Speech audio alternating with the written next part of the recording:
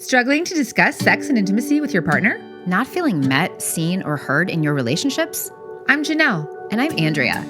We're two midlife mavericks sharing our own experiences. Messy AF and no regrets. With marriage, divorce, polyamory, and pleasure. We've learned that when you're brave enough to figure out what you want and ask for it, with partners, friends, family, and most importantly, yourself, you'll feel more alive and free. Question everything, especially your mother's advice. There's no rom-com formula for this, but don't panic. Being alone matters. Honey, I can't miss you if you don't leave. What if your breakup could be your breakthrough? Our podcast is for Bravehearts. Anyone who seeks or has found the courage to confront their fears and limiting beliefs about breaking societal norms in the spirit of finding their truth. If you're seeking permission to be brave in your relationships and want to feel less alone along the way, we got you.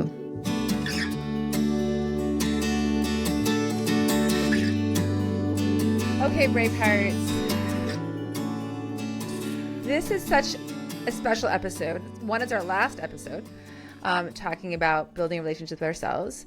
But my dear friend Adam, who I've known for a long time, spoke about the masculine aspect, right? Andrea and I bring this feminine aspect in a lot. And some of the takeaways were how similar the journey is for the masculine and the feminine within us all, right? Which is about going inward in order to find ourselves. Mm-hmm. And the way Adam articulated his own journey to surrendering to himself, mm-hmm. and then getting the clarity about who he was just that's what, to me, that's what it's all about. Like, if you can do that, then you can show up beautifully in any other relationship. Mm-hmm. And when he is speaking really from a male's journey through mm-hmm. growing up, through marriage, through parenthood, through divorce, and how much he has come back to himself. Mm-hmm. And his journey of his heart. Mm-hmm. Yeah. So it's a really eloquently powerful episode from the male perspective of what it takes mm-hmm. to build a relationship with ourselves. So mm-hmm. Yeah. Enjoy. Hi, Bravehearts. Welcome to Permission to be Human. I'm Andrea. And I'm Janelle. And Bravehearts, this is our last episode of our series on building a relationship with yourself. And for us, building a relationship with ourselves has included two major parts: the inner work and the outer work. It is a never-ending dance between those. The inner work is being honest with ourselves and discovering what we want. And from that, really knowing, like, oh, this is me. Oh, yeah, I understand. This is me. G.I. Joe said knowing is half the battle, and he's totally fucking wrong. Because knowing, I'd say, is a fifth of the battle, and then the rest is the outer work, which is living your truth as a daily practice. In our last episode, we are interviewing Braveheart and long time, 27 plus years friend of Janelle's, Adam, who Andrea also happened to have crossed paths with a while back. And the day that we both realized we knew Adam and how we knew him, that was a crazy day. Small world here, Denver is. And here we are again. So welcome, Adam. Thank you so much for having me. Great to be here. Lives in Denver, has mostly completed a gut remodel of a home, and is currently dating his future wife. His passions include connecting authentically with others, being a good lover, exercising in a pretty intense way, 100-mile ultra marathons. Yes, you heard that right. And his work. He has lived a life in service to others, and his latest expression of that is through being a dom in service to all women, which we'll get into more on this podcast. So Adam, we're just going to dive right in. As we said, we realize that building a relationship with ourselves requires being honest with ourselves. When did you realize that you were not being honest with yourself? Well, um really the beginning of the awareness started happening once I got married. Once I got married and I had a checklist of things that I wanted to accomplish in my life. And one of those was having a powerful career, having a family. And I dove into my marriage because it was, it just felt like, and it was the right thing to do at the moment. And it was perfect in the moment. Um, and we ended up we have two kids together, my ex-wife and I, and um, and somewhere along the way, I started to realize that this isn't the right path for me. And it wasn't even long into the marriage actually that I realized that. Funny enough, we both had a very candid conversation about 7 years into our marriage. We were married for 22 years. And about 7 years into our marriage, we had a conversation and we realized, we both would have called off the marriage if we were young. We were 26 years old I was 26 when we got together. And we had such a public courtship, and so we both realized, you know, in leading up to it that we weren't brave at the moment. We were like, well, this is it. We're in this now. And so we ended up getting married. Really? Like we're still maybe in your early 30s. And what I heard, Yeah, right, is checklist. Right? There was a checklist Yeah. that you had set for yourself and you were like, I'm going to check the box and I'm going to do that. yeah, And again, to your point, like it was correct. This was your correct wife and all of these things for the journey that you were on. But that reflection later on of that checklist clearly changed at some that's right. point along the Yeah, way. yeah, And that what I also heard at the end there was that there was a moment where you didn't want to disappoint others. Like your public engagement, it was like, oh, you didn't want to disappoint them, so you were willing to disappoint yourselves. yeah, yeah, yeah. And there was, that's right. That's absolutely right, Janelle. And it was, we once we got into that track and we were kind of locked in with kids, there was this real, I just had lived in this real sense of obligation. And so my business was going pretty well. And, but our relationship, we were always putting in so much effort to the relationship. And we both felt like it was just this pushing a rock up the hill all the time. And I had friends say to me, uh, I had one friend in particular say to me, I've never known anybody who's worked so hard on their relationship. And multiple people over the years have reflected that back to me in my marriage. And yet, it was like it just wasn't something wasn't right. Something wasn't sitting right. And so the moment was when I moved my family overseas. We were supposed to spend 3 years living overseas. And I was living my life going back and forth because I still had work here. And what I realized is when I got back to the United States, so around my friends and around my world here, I just really felt at home, like I was myself here. Mm. And when I got back there, it's like I had to armor up and I had to armor up to get back into this relationship and be in my family, which is terrible to say because of course I love my kids so much and I still love my ex-wife. She's a wonderful woman. Just wasn't authentic for me. It wasn't the right place for me. It was right in the moment, and then it got to a breaking point for me. What did armoring up? What does that phrase mean to you? Like, what did it look like for you? It was almost like sort of galvanizing myself to sort of get through. It was galvanizing my heart and everything to be able to get this job done, like get our kids launched and get, be in this marriage, be the best man I could be. And yet, it was a struggle in that expression every time I stepped back into that world. And that was a gift to be able to be going to see myself in these two places, to be able to be in one area and really feel myself, and then get back into this other place and be like, ah, something is not right Yeah. here. And if you're in it all the time, you can't see it. It's so hard to see. You know, maybe I knew something was off. I knew I was struggling. And we both knew, like, hey, maybe at some point we won't be together. We're going to get our kids launched. But it just kept getting more and more intense at that point.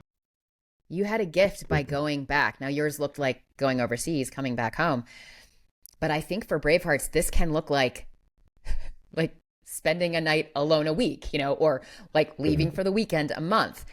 But you had to really settle into yourself away from your family and your spouse to get there. My question is, before that happened, were you just like, oh, this is just how it's supposed to be? This is enough, right? Maybe my expectations were too high. I think there was a level of disappointment, a certain level of frustration, and I think this also had to do very much with our relationship dynamic, which is what has led me on the road to where I am now in my life, which has educated me about what kind of life I do want. It's just the truth that up until, in that time being married, I really didn't feel like I had come into my manhood. I had a Mm. relationship with my ex-wife that I experienced as, we were both, again, this is not about blaming her in the slightest, but it was really this sort of getting to know myself as a man and being able to be a dominant man in that relationship was not welcome. I didn't feel that it was Mm. welcome. Or Wow. and what's interesting is she could totally disagree, and there may be some truth to that. I didn't have the space to be able to find that in myself in that relationship. And it wasn't until we separated, and there was a moment like 2 days after we separated where I had an epiphany. I had this total awareness as I was still seeing the family every single day after we separated and everything. I was making breakfast for the kids, and so I'd go over to the house and spend time with the family, etc. And I just was walking home this day, and I had this light bulb moment of realization of, wow, I was not treating her the way I want to treat my partner. Mhm. And I had to I had to send a message and just say, you know, I'm really sorry about that. I'm going to invite you to pause for a second out of Yeah. there. I just really want to honor what you just shared, right? And I have no doubt that there are brave hearts listening right now who can relate. I remember you and I having a conversation about this. Hmm. I remember you saying, like, after you got divorced, you learned more about yourself in the That's year right. after divorce than you did all of this year too. I feel that was very true for me. Yeah, And that's right. part of that journey is not only, oh, I get to like discover the parts of myself that were quiet, that didn't get to be fully expressed, but then I also have to face the parts of myself that I didn't like how I was. Yeah, And that yeah, not only to myself, but to the person that I did actually love. yeah, So, and that is this journey home to ourselves can be a painful one. It takes a lot of courage, and I really see you. I've seen you, and I respect that. yeah. Thank you. Um, the the thing that I'll add is that, yeah, as difficult as that was, it really was the most important thing. And it was, for me, it was very scary to make that break. I felt like, again, I didn't feel like I was in my power in that relationship as a man. And it took me making that decision to align with myself at that moment. That was then the thing that opened up my whole life. It just gave me the room and the permission to come back to myself. Mm. So, So, what yeah. did that feel, or how did that express itself? Right? When you like, oh, I want to align with myself. What did that Mhm. mean? Um, it's interesting because so much of what happened next was like taking a deep breath. It was Mhm. like it was having a whole bunch of experiences in my life, um, dating experiences, etc., that were um, that it was kind of like getting this clean break. And because of the circumstances, because I wasn't in like a day in day out job, etc., I was running my business, but it was I was very fortunate not to have to be there every day, so I really had this space in my life to be experimenting. And so what I was really experimenting with was in my own heart, and I was experimenting in relationship with others, in friendships, it's what's really interesting is it wasn't really about any of the doing, it was all about the being. I think really gaining access to the awareness that my heart and my this is my full self-expression.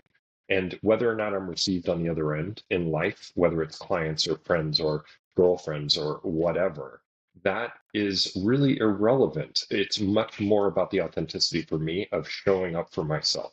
So Mhm. that was what it looked like. It looked like having vulnerable conversations, and also creating boundaries. I think the other really important part of that was boundaries of these are the areas in my life that I'm willing to compromise, and here's where I'm not willing to compromise. And that's what really started bringing me back into my power, I Mhm. think, and started opening myself up to finally find myself as a man, was this clarity around the boundaries and my power, and realizing, okay, and then the last thing was um, starting to see myself through others' eyes, like starting to hear the reflections of who I was in the world. This is actually incredibly important. This one I'm gonna piece. pause you because we are gonna go into that piece for Oh, sure. okay, go ahead. Yep. But you just said a lot of rich things, Yeah. and so we're gonna kind Yeah, of chunk it off a little bit.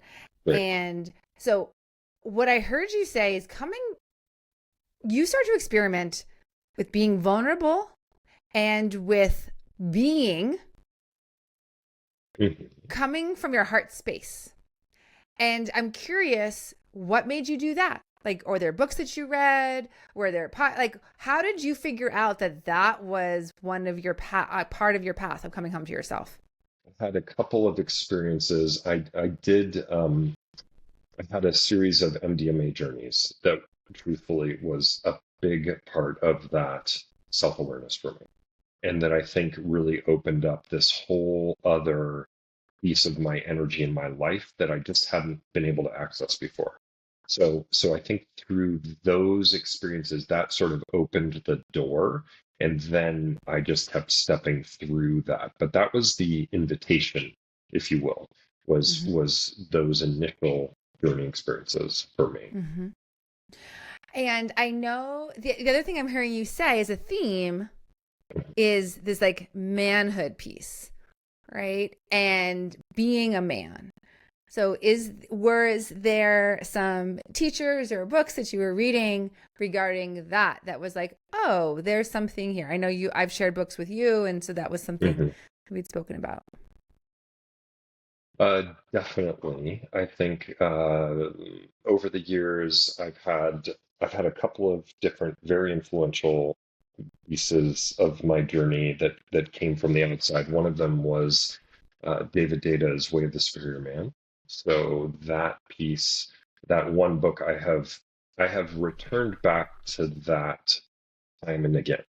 I've even shared it with my son, and I share it with all the men that I show up in my life that are on some sort of similar journey, and I find it to be incredibly valuable, because it really talks about us living in our authenticity, and it talks about, for me, that's what it really helped me. What it really also helped me to do was start to understand the feminine, and so Mm. my role as a masculine man, that that was also the divorce piece for me was the beginning of starting to see myself as a masculine man, and Mm. and in reflected back to me through the world and through other people's eyes, I started to realize, oh, this is actually who I am, and that just kept unfolding and unfolding. So that was one, was Where the Superior Man.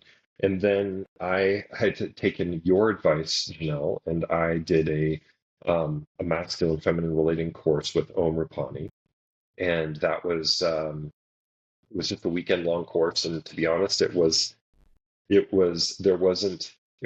like it was just, again, it was like a this permission moment in my life where all of a sudden I saw myself clearly as a masculine man, and it gave me permission to be in relationship with the feminine, love and support and hold and nurture the feminine. So those, I would say, those two pieces were some the most important um, moments for me. As I hear you coming into the manhood and grasping that masculine, what prevented you from doing that before? Like, what was the block for the path of that manhood? I really feel like I was living inside of everybody else's rule set. I was living inside of the societal rule set. I was, I wasn't living in my own body. And when I started living in my own body and feeling my own power, and then watching how the world reacted to me in my power, that just was this constant unfolding invitation into myself. That was like this constant positive feedback for me that this is actually, I'm just being invited to be myself. And so it was before, I think I was very much about my appearance, my and frankly, a lot of it is, I think, this storyline about how men are supposed to treat women, and women's everything is ahead of men's everything. Happy wife, happy life concept. And Yes. I really don't subscribe to that anymore. I think that it's our own authentic journey. It's my authentic journey that is so important. And then through me being whole, then I can hold the feminine. I can allow the feminine Oh my gosh. to be held, and then I can be in my real power. But if I feel like I have to give myself away constantly in order for everybody else to be okay, that is not the right foundation for me. I That need is to be. fucking amazing. Like that Yeah. that is like such a series of mic drop moments. Like because and this is really what I was getting at there. I'm just like, what do you mean Yeah. like that you didn't get this manhood message, right? Mhm. Because but you're saying because you felt like you had to give it away, it Mhm. didn't feel like you were claiming yourself too. Yeah. I think I'm It's hearing like, that. put your own gas, your own oxygen mask on Yeah. before helping others. Yeah. And I had not done that. I was trying to take care of everybody else before I was taking care of myself. So how can I be a powerful man if I'm just giving myself away, and I don't have boundaries. I'm not firm. I'm not clear. I'm not on my mission. I'm not, how can I be a powerful man? I, Hmm. I met Adam the moment he met his ex-wife. Hmm. Is that from an outsider in your late 20s, 30s, right? You actually were accomplished. You were very driven. You did many incredible physical feats and adventures and things like that. And what I what I see and what hearing and what the difference in what you're describing is that there was something like, I think someone, and you actually reflected this back, like someone might have thought you were being actually very selfish for a lot of your life because there were lots of things that you were doing for yourself. What I see and hear and have witnessed and have experienced Hmm. is your heart is now open, Hmm. and I can feel it as you are choosing yourself. Whereas before, and so then in that way, it doesn't feel selfish to me. Your heart opening feels like a very big part of your manhood coming online in a way that's received Yeah. by the Yeah. feminine. Thank you for that. Um, I think there is so much truth to that. I don't need to reference who I am on the outside of myself, I'm referencing inside of myself who I am. I'm Oh, not beautiful. referencing outside anymore. I'm referencing inside. And that's where my groundedness is. That's where my power is. You know, Uh-huh. that's where my masculine is. Mm, mm, Yeah, I love that. Yeah, the reference inside instead of mhm. outside. So it's you and it's just Adam instead of Adam based on this context. Yeah, just based on everybody else's thoughts, Yeah. beliefs, opinions. Right. Yeah. Mhm. Yeah. Why don't people reference inside first? I think I can just speak for myself in saying that, you know, uh, and this is maybe where I've not done the biggest service to my children, because I think I wasn't there yet in their upbringing. But I think the power for me of not having to do it perfectly or having some exterior yardstick, thinking that somehow the Mm. yardstick is outside of ourselves. Um, Mm. and really, the theme of my life is really the mission that I'm on now is it's I mean I have the internal version and the external version. My internal version is to evolve my soul. That's my life mission is evolve my soul and to become a better man, not by anybody else's yardstick, but by mine. Mm. And then the external mission is in service of others. So I mean, for me, I think to answer your question, that why do we reference outside? I think we just are we're tribal, we're meant to be together and we're meant to fit in. There's Mm, so much of our societal norms that comes from you know our deep ancestral history of saying you've got to fit in, otherwise you're going to get kicked out of the tribe. And mm, so on one hand, there's an irony here because I think that by fitting in by other people's yardstick, we're just living this unfulfilled life. But when I actually fit into myself on my own yardstick, that's when I'm so much more accepted in the tribe. I'm so much more mm, wanted in the tribe is when I'm authentic to myself mm. and when I'm serving others and I'm doing my thing. So I think we live in a bit of a paradox in this life of what it means to fit in. Does it mean fitting in going by, does that mean, you know, accommodating everybody else, or does it really mean being authentic to ourselves? Yeah, beautiful. Which what I'm also guessing is it required some things to unlearn. Yeah, I think that definitely the unlearning was around the using others first for me and not having clean boundaries and really I think my one of my bad habits was and this came from my childhood, but really referencing everybody else's well-being. As a child, I think we're the center of the universe and everything is because of us.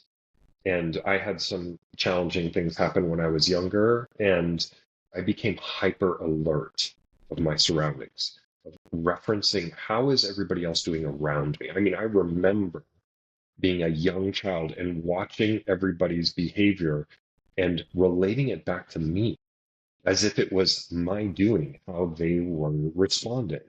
And so I, Mm, I, I think that I really had to unlearn that everybody's having their own experience. And I'm not the center of everybody's world. They're not thinking about me 24/7. And I'm not the mhm, reason they feel, I have a mhm, certain impact on people, right? But when I may have an impact on someone, like in a relationship, there's part of that I've done. That's partially mine. But then there's part of it that they then run that through their whole life experience, their wounds, their traumas, their challenges, and that I Yes. can't own, right? Yes. That's mm, not mine. So I think it's important for me that that piece of unlearning, that I'm not responsible for everything that happens after that point, whatever they've gone through in their work. Something that's coming up for me is the mirroring of the masculine and the feminine of our experience of what we have to unlearn, how, Mhm. how we have to go inward. You said, oh, when you went inward, you found your masculine. Well, when I went inward, I found my feminine, right? Mhm. So it's a matter, and it's not actually even to do with biology, but it goes inward and what's true for us on the inside. And so like at this like meta level, right? We're talking about, in your case, you're beautifully expressing the masculine journey. We've talked about the feminine, and yet as humans, the journey is the same. It's Mhm. like listen to the Yeah. body and Yeah. go inwards. Mhm. Um, so I'm curious, as far as, well, one thing you actually mentioned having your son, who's a teenager, Mhm. read The Way of the Superior Man. So I'm curious, as a midlife man right now, how you're Mhm. wanting to leave your legacy around masculinity. Mhm. And obviously your child is one way, but do you see a way of helping other men and women come home to themselves Mhm. through this Yeah. path that you've been on? I have my day job, I have my work, I own a business, and that is a service to people. That's one part of my life. I've really discovered this whole other part of my life that's really around serving men and women. And it's really a new fledgling endeavor for me.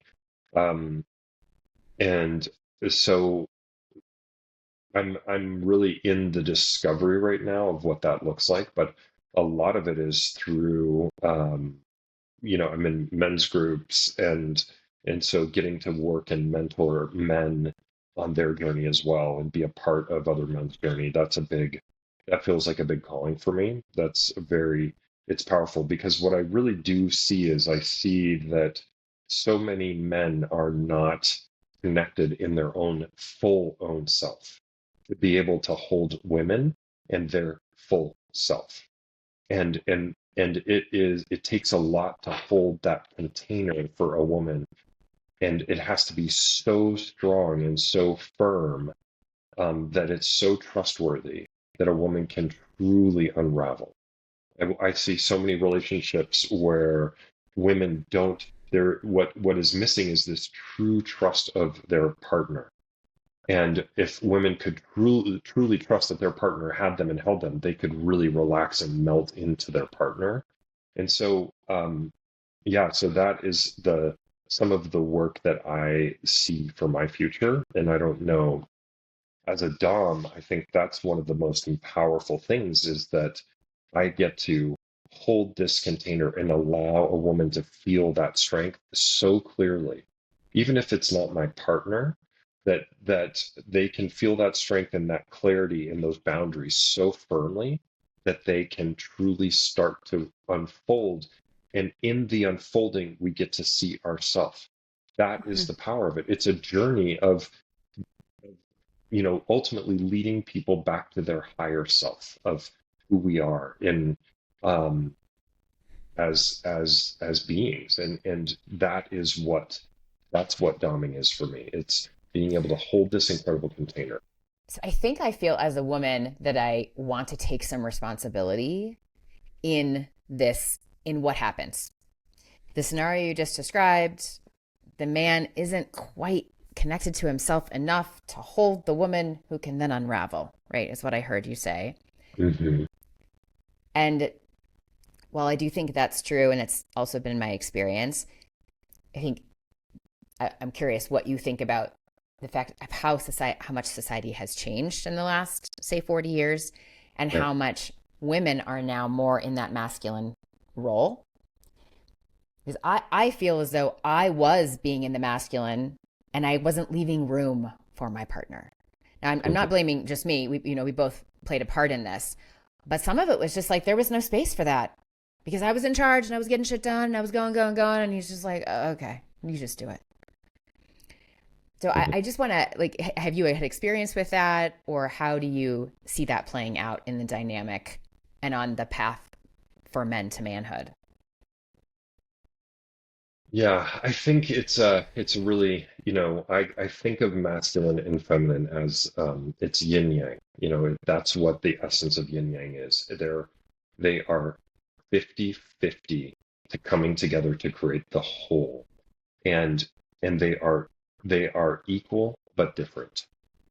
And so they're equal halves. They're totally equal, and yet um we are so different. And I just like to think about it. It's not like it's not okay that women are in their masculine. Women are kicking ass in the world. I think women are doing better than they've ever done in terms of their productivity. I mean, you guys are just fucking kicking ass, and I think men are intimidated by that in a lot of ways, and and women feel empowered. But I think somewhere in there that if we don't get in our lane when it comes to being in relationships, I think Mm, it's not that it doesn't work, because I lived in a relationship for 22 years, but I don't think we were in our lane. I don't think we were in our place, and I take responsibility for that because I don't think that I held the boundaries of that container clearly enough that he could felt confident enough to surrender. Now, if I create the container and if I create the space and then my partner doesn't surrender, my partner can't step into the feminine and release into that mm, container, then that is their work. That is their responsibility. But it's still my responsibility to hold that powerful container and not get frustrated. It's a dance. It's a dance to um, create. We both have to be participants in this evolution together.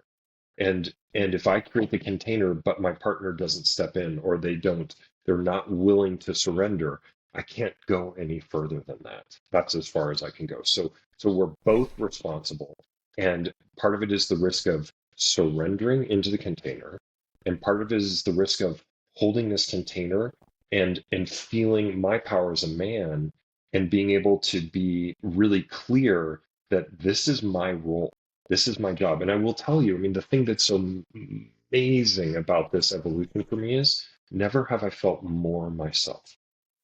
Never have I felt more myself when, for me, when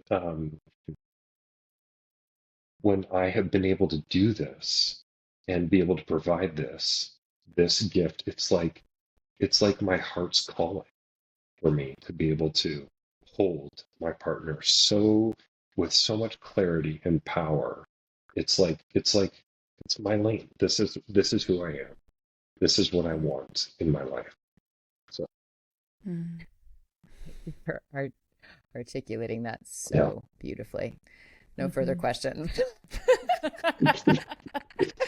That's what came up as you. I was like, okay, no, I get Yeah. it now. Yeah, I Mm. understand.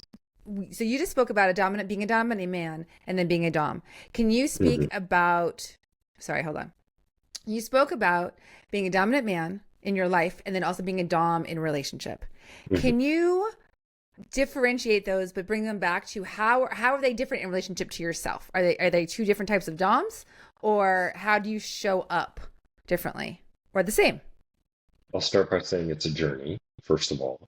So so this may be an evolving Mm. answer to this question. Um, I think that in the world, I have to, as a dominant man, I have to use more, I have to have more grace.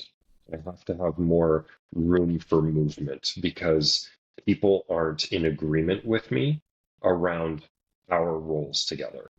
Mm, So there isn't a contract when you walk out into the world as a dominant man that says people are going to respond to you in this way, and they're going to agree with you, and they're going to take the coaching, they're going to take the direction. My clients aren't going to necessarily agree and do what I ask them to do, or take my guidance on that, right? Everybody has their sovereignty. They get to have that say. So so what I find is that being out in the world, it's held more loosely. My dominance, I allow things to move and flow through me with less grip.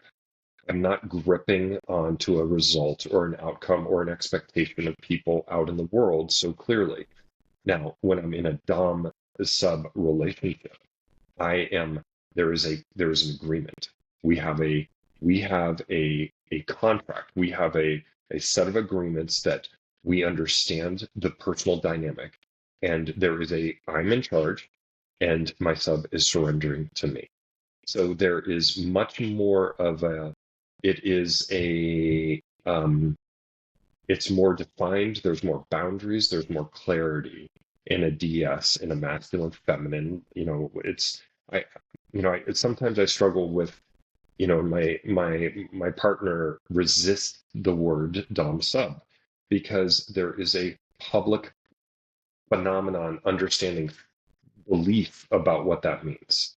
And I think the reality of it is much more. You could very easily just call this masculine, feminine, but it's a partnership or an agreement that creates this very deep connected connection that then provides this incredible opening on the other side. The Dom sub dynamic isn't so much about what it looks like. And I think Adam explained this. And just Braveheart, just as a reminder, I'm a professional dominatrix. So what Adam is describing, I also hold that space with clients. But that when he mentioned he is in service to the higher self of his submissive, or in his case, the feminine who's in front of him, right? It doesn't actually matter what it looks like. It might involve whips and chains, and it may not. It might involve like cuddling and caressing and doing hair and bathing and softness. And it can look an infinite number of ways. But the Dom is attuning within this contract, in this container. So it's not so much about the action. It's not so much about the doing. It's more about the being. Tying it back to what Adam was saying earlier. And he's being a role. And in being that role, the submissive and or / feminine gets to relax, gets to surrender. And there's a blossoming that happens. And if I may, to tie it back to what I heard Adam say, is that him being in that role of holding this container in service for this submissive feminine to surrender and to blossom has him feeling his truest version of himself. So for me, when I'm in a dominant and when I'm in that space and I'm in relationship with another person, there is something that happens that Adam disappears. It's not about me. This is about the other person. There is something that happens that because of the work that I've done in my heart, whatever it is, I cannot explain to you the why. But I am able to see other people, and I'm able to see through all their shit. And I'm able to notice where they're getting hung up.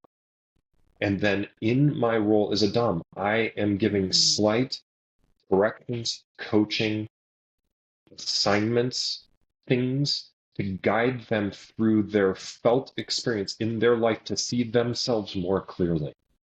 I hold the space. I see someone so clearly, and I can sense their heart. I can sense their spirit. I can sense what is holding them back, and then I lead them. I lead them through this process of releasing, seeing, and getting to know themselves more deeply. And it all happens inside of this container. So it may literally be an assignment to journal every day. I want you to journal every day, and I want you to spend 30 minutes minimum. And today I want you to talk about this. It may be, there may be a physical component to it. There may be, but it's through my own feeling and intuition, my intuition through this life experience of evolution that I've been on. My intuition has gone up dramatically. And I think that there is a purity around my intuition that I just trust it and I follow it and I Mm. give direction and guidance based on that intuition. And it's all in service of helping people remove the blocks that are holding them back in their life, keeping them from their higher self. That's my role. That's what I do. Yeah. Thank you so much. Like, I basically understand this at a whole new level than even I understood it for the last 3 months as I was talking to Janelle. So, yeah. Thank you. I get it. Is there anything, Adam, on your journey home to yourself that we haven't touched on that you want to share with Bravehearts? Interestingly, I think one of the last big hurdles in my life right now has been this some integration from my own childhood and coming to grips with that this shit's never going to go away, right? Like these are just parts of who I am, and so more than trying to get over the things that hold me back, it's more about integrating them and accepting them as part of who I am versus trying to get on the other side of them. That's what's up for me is how do I love and accept these parts of myself that I pushed into the shadow, and now how do I bring them back out of the shadow, and how do I integrate them with love even when they misbehave, you know, and they make a scene and they I'm my that's part of me evolving my soul. That's what's next for me. Yeah, because It's I would coming. say different. You're right, Andrea. It's like it's like And, therapy. but yeah. But that what I have I've given many people my words, right? But what I Uh-huh. have given Sarah was this part of myself that I had not let anyone else see. Mhm. That like this Mm-hmm. surrender piece that was this a part of me, right? But this Yeah. part of me was very, very hidden, even from myself. Mm. And the trust required in me of me Hmm. to choose who I would allow to see that part Right. and hold that part is the vulnerable part. That's And different. That's different than just, oh, here's my words in my mind and my story. and I think there's almost this very special nuance to this that is um there is a this very special thing about it's like having this the container to be able to surrender into where we can admit it to ourselves. Uh, It's truly this place where we yeah. can actually say, oh my God, that this is actually me, and I need this very safe place to see myself, to know that it's okay and there's no repercussions here, and Uh-huh. that I can actually admit to myself this this thing about this awareness without again trying to push it into the shadow, trying to deny it from myself. Are you surrendering to the fact that you can surrender to someone else? Or are you surrendering to the fact that, like, to everything you are? The it being for what I witness is that holding this space and allowing someone to be so cleanly held in this space together, That so they deep can. down inside that they're it's like those Yeah. moments where you're like half asleep where you sort of acknowledge like, oh, I have this thing about myself. It's almost like you need to have this incredibly safe place to see to for us to see ourselves and to be able to admit to I see. ourselves this I is see. a part of me. And I Yeah. that's my experience of it is that there is that Okay. that that is part of what we do. No, would you agree? Yes. In Andrea's case, I would say the answer is yes to both things you asked. right? Because in our case, are we judging ourselves for just even being willing to surrender? Yeah. Mm-hmm. And so first. that's a layer right there. Oh, I'm willing to surrender. Now now I'm going to judge myself. And now can I accept the fact that there's part of me that's literally dying to surrender.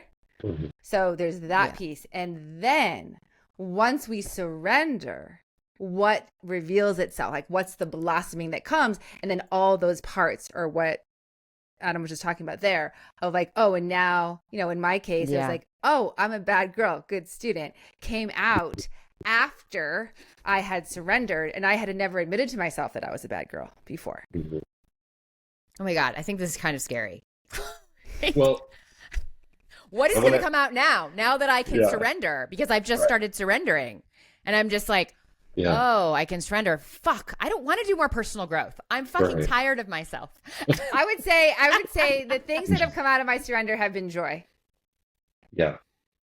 So here's something that I just got done talking this morning about because, this weekend I had a really big weekend with Emily, and we did a medicine journey yesterday, and there's this part of her that is like resisting surrendering to me.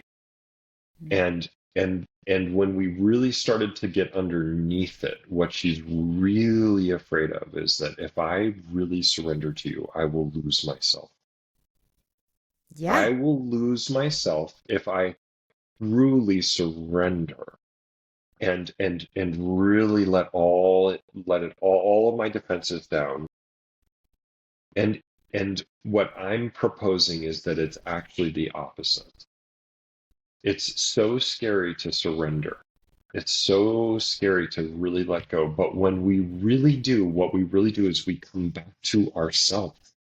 Mm-hmm. And in that surrendering to me, she gets the ultimate freedom inside of herself to live her most alive life. And it's so scary, and it's a paradox. It is an absolute paradox. If I'm fully surrendering to another human being, where am I? And yet on the other side of it, I think there is total freedom.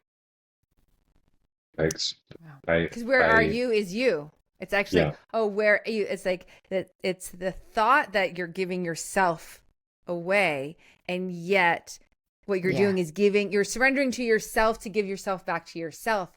It's to yourself. But the Dom is the vehicle, That's the right. medium, the modality. That's but right. When the Dom is in integrity, and this is why the trust and the discernment is so critical, when they're integral, then that's all they care about. They only care about returning you to yourself. That's right. Oh, wow. And this is the work that I feel like has to be done, that needs to be done in the world with men. Because so many men are not reliable. They're takers, right? They're not in pure service. And so women feel like they get burned because they had a bad experience with a man because he wasn't in full integrity and he wasn't in his full power. And so I see so much of my work of how do I help men come back to themselves so they can hold women powerfully with integrity. Even like Emily this morning saying, I never thought sex was good because I never even got anywhere near the levels of that we are. So sex was like take it or leave it. It's like that same analogy in the surrender. Where did I go? I just kind of lost myself right there. But that idea of, the more we open, the more that opens in our own self, in our own soul, I think for our own expansion. So that's okay. Before we go really off, I think there's something powerful there. Yeah. Thank you for sharing so vulnerably and just really telling us what's going on for you right now. You're so welcome. Thank you both. And for letting us feel your heart, right? In the tender moments that you shared. So, You're welcome. Okay, Bravehearts. That was as we close out this series, this 12-part series, where Andrew and I have interviewed each other. We've interviewed experts. We've interviewed Bravehearts. I feel Adam has this been beautiful, like, capstone of, of bringing in this journey home to ourselves and how it allows us to just feel and be more. Mm-hmm. Yeah. Mm-hmm. Thank you, Adam. Thank you, guys. Thank you, Bravehearts, for listening. We'll see you in the next season. Bye-bye. Hey, Bravehearts. Looking for permission? Work with us. We offer Braveheart coaching. Follow us on Instagram. Meet us in real life at a Braveheart conversation. Subscribe to our newsletter. Do all this and more at our website, permissiontobehuman.live.